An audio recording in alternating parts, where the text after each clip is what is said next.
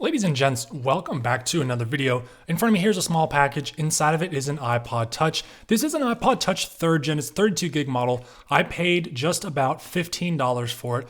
And the reason I bought this is one, it was cheap. That's below average for a 3rd gen iPod Touch. And two, I believe it's running iOS 3, which is its original version. We'll talk about why I think that is once we get it opened up. So with that said, let's see what's inside this package, and hopefully we've got ourselves a cool iPod Touch 3rd gen running iOS 3. All right, here is that iPod Touch. You can tell it is a 3rd gen based on the small text there on the back.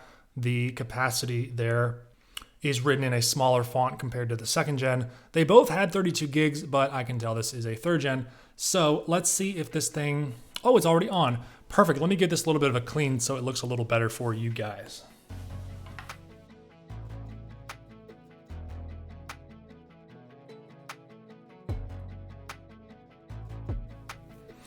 All right, the iPod cleaned up pretty well. As you can see, the screen is not flawless, but it is in pretty good condition. There are certainly some scratches there, but no cracks, and I'm really not seeing any significant damage around the outside of the iPod. The aluminum does have its abundance of scratches per usual, but I'm not seeing any dents and there are no major scuff marks, just a lot of those scratches as you can see. Headphone jack down here looks good, as does the 30-pin connector. And of course there's no camera, but we do have this soft plastic bar up here that houses the Bluetooth and Wi-Fi antenna. Okay, so here's the deal with this. The reason I bought it is, one, it was a good price. Two, it was showing this screen here. Now you may be thinking, well, there's nothing special about the Connect iTunes screen. That just means it's in recovery mode. And for the most part, you would be right, except for the fact that we have battery percentage up here. That makes this a little bit interesting. Something else we can do, we can take a screenshot. You cannot take screenshots in recovery mode. So what's going on here? This iPod might be running iOS 3. It could be iOS 4, an early version of 4, but we've got the old style USB connector. The new ones, I believe the iPhone 4S launched with these squared off ones. So we've got the old style connector there. We also have the really old iTunes logo. Now here's what I'm gonna do to help you guys out if you're trying to find one of these. I'm gonna put those logos up here and I'll put the cutoff date for when they switched. That is a really quick and dirty way to figure out what iOS version a device is running if you're not able to access it and you only have a photo such as this. So what we have to do is plug this into the computer, because before iOS 5, there was no on-device setup. The only way to activate one of these and get it working was to plug it into iTunes as it's telling us to do. So that's exactly what we're gonna do here. We're gonna use this MacBook Pro and we are gonna connect to iTunes, and this should be a really seamless process to get this thing set up and working. So I've got my 30-pin cable. We're gonna plug that into the MacBook, and then we're gonna connect the iPod Touch.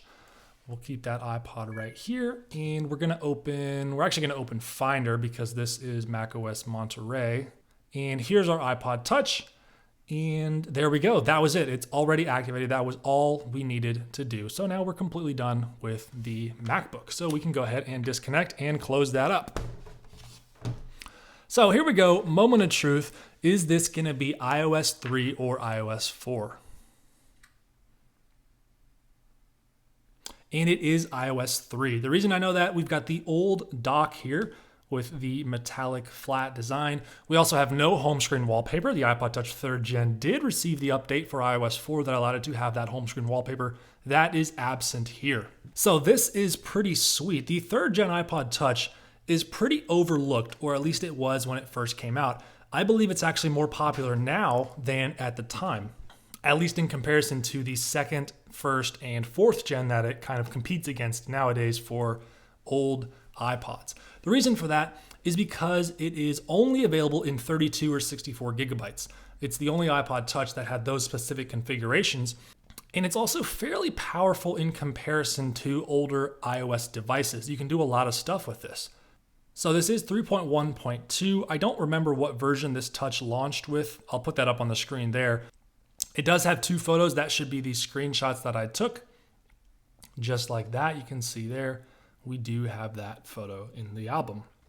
So why is this iPod popular? Well, the reason, not on iOS 3, but it is cool to have, This iPod Touch on iOS 5 has a lot of really cool qualities. The first of which, there's no activation account, so no matter what happens, you can always restore one of these and make it fully functional again, assuming there's no hardware defects. On top of that, this has iCloud and iMessage. That was introduced in iOS 5, and that means you can do a lot of over-the-air things, such as install old applications, either through the App Store, which I don't believe is working, but you can jailbreak and then use AppSync or the Virtuous App Store to download a bunch of old apps and games on here, and that makes it pretty useful. It's also fairly powerful. It's got the same processor as the iPhone 3GS. I think it's actually clocked a little bit higher. I believe this is 800 megahertz. The 3GS I think is like 600 or whatever. I'll put those right there. I could be wrong, but I think that's what it is. This also shares the same 256 megabytes of RAM as the iPhone 3GS. That means you get multitasking, and there are many more applications and games that will run on this device. So that makes it a really fun iPod for collectors or people who are nostalgic for those older apps and games. You can jailbreak, you can install them. It's only available in 32 or 64 gigabytes, so there's a bunch of space for stuff. I mean, you could put music on here. You got the headphone jack. I believe this is actually a little bit better quality definitely better than the first gen. I don't know if this is better than the second gen. You'd have to get into the specs on that. But the iPod Touch 3rd gen is a really great device, although you do miss out on some of the nice things on the 4th gen, such as cameras, retina display, microphone, a little bit better speaker, etc. But the 3rd gen is fantastic. Getting one here on iOS 3 is a real treat.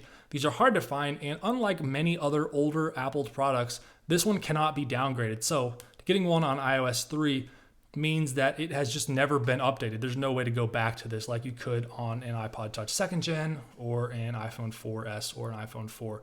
This is just a true stock experience here on iOS 3, and it is actually pretty limiting. So if you get one on iOS 4 or 5, that is a little more useful. iOS 3 is really not useful, but it does look pretty cool, and this is a great iPod to add to the collection.